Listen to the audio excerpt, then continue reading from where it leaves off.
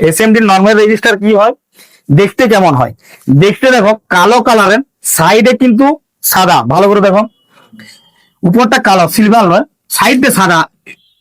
এই পয়েন্টটা সিলভার সবাইকারই থাকবে, এই পয়েন্টটা সিলভার সবাইকারই থাকবে। এইটাতে আমাদের কানেকশন পয়েন্ট। সমস্ত এসএমডি পার্টস এর দু সাইডে সিলভার থাকবেই, এটা কমন, কারণ এটার উপরে আমরা রানটা ঝাল করবো। এটা কানেকশন পয়েন্ট, এটাতে এসে পর বোর্ডটা কানেক্টেড হবে, এটা রান থাকবে কি।